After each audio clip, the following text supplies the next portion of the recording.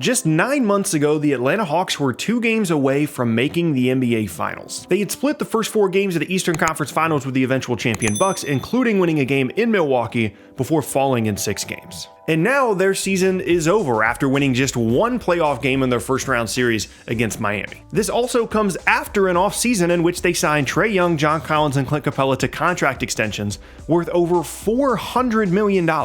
And after 3 full years of tanking as they transitioned out of the Mike Budenholzer era and went into a stretch that brought them basically 0 team achievements to their fan base, they really kind of found their way out of that in a dramatic fashion last postseason, only to fall back down to earth this year. And now they find themselves mostly where they were before they made that conference finals run a year ago.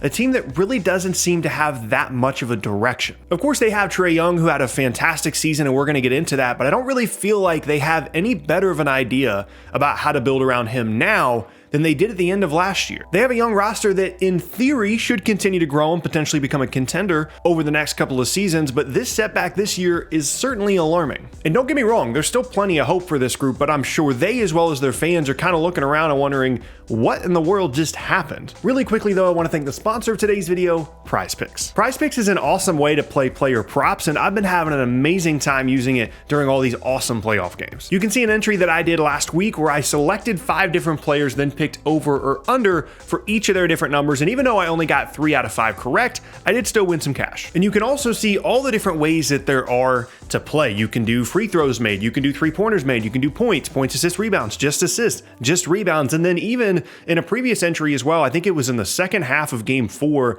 between Toronto and Philly, you can do lines for just a half of basketball as well, like I did for the under for Scotty Barnes and James Harden. And so all you have to do is download the app. Prize Picks gives you the numbers. You pick over or under on 3 to 5 different players, and if you're right, you win some cash. So if this is something you want to get into for the playoffs this year, Prize Picks has an offer for you. If you click the link in the description or you use code SPORTING and Jimmy Butler scores a single point in any of Miami's remaining playoff games, if you're a first-time depositor playing a $5 play at least, you get a $50 promo credit. Thank you guys for listening. Hope you have an awesome time with Prize Picks, and thank you again to Prize Picks for sponsoring this video. Now quickly, let's look back at what happened for Atlanta last year and then use that to inform what went wrong for them this year. So in the beginning of the season, we kind of all know the story, right? They were awful, they couldn't guard, they end up firing Lord Pierce, they bring in Nate McMillan, they start to get healthier, and then they look like one of the best teams in the league in the second half of the season. They were 16-20 before the All-Star break, then they went 25-11 afterwards to finish as the 5 seed with a 41-31 record.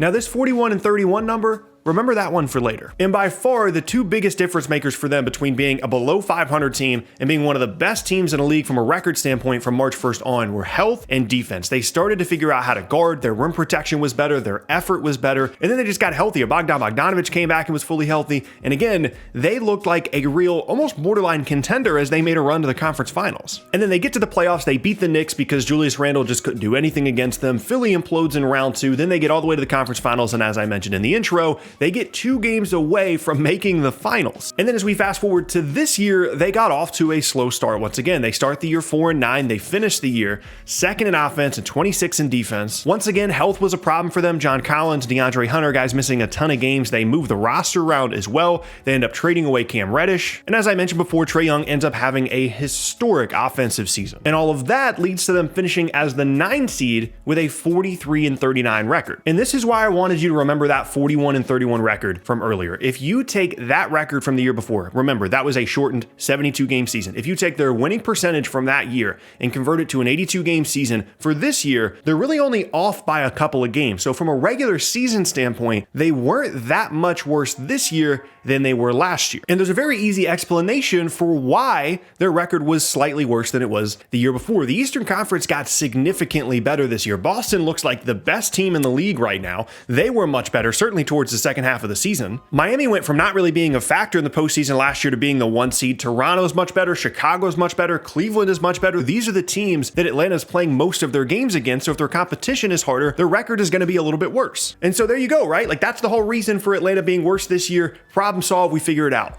Not quite. Because with as young as this roster was, and with the amount of postseason success they had last year, you were expecting them to take a leap, whether it be the way that Cleveland did, even though they ended up as a play-in team. When they were healthy, they were awesome. The way that Memphis did as a 2 seed, the way that Boston did in the second half of the season. So Atlanta staying stagnant is really the issue here. And so the question is, why? Why did they not improve? Why did they not make that leap? Why were they not more successful in the postseason? Why were they not a higher seed during the regular season? Well, once again, it comes back to those two factors we talked about earlier, health and defense. Collins, Bogdanovich, Hunter, these are guys that continue to miss a good amount of games during the regular season, and that's going to hold you back and ultimately put you in a really tough matchup in the first round of the playoffs. And then defense, they don't have the personnel to be able to guard at a league average level. Even with guys like DeAndre Hunter that I think are pretty good defensively, they just don't have the guys. Clint Capela got worse this year as a rim protector. That was an issue for them. And whatever they did last year in terms of just kind of funneling things towards Clint Capela, putting in more effort, they didn't have it this year.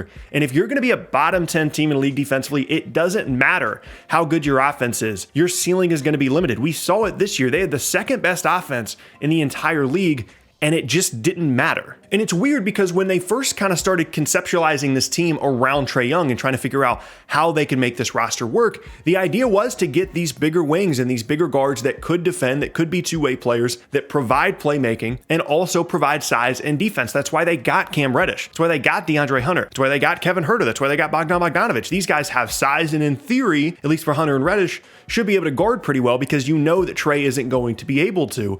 But now Reddish is gone, Hunter's hurt all the time, and the rest of the guys outside of Capela when he's healthy are not very good defenders. And if you're going to build a team around a guy in Young that's fantastic offensively, but arguably the worst individual defensive player in the entire league, you got to figure out a way to guard. Now, maybe if you're trying to be optimistic about this, you could say, well, it's just a health issue. There was no continuity. It was difficult for these guys to figure out how to guard and play defense together because they just weren't out there enough. And maybe that's the case, but here's the problem with that. Even if you just gave Atlanta a fully healthy season, everybody on their roster is going to play 70 plus games next year. Are they a contender? Are they a top 4 seed in this Eastern Conference next year if you just give everybody a fully healthy season? The answer to that is very clearly no. And when that's the case, when you're trying to build something, when you have a player like Trae Young and you have the opportunity, the assets to create a possible contender, if the answer to that question is no, you need to make some changes. And you can try and make these guys play harder defensively. Certainly effort, the attention to detail, it needs to be better. But again, this comes down to a personnel issue for them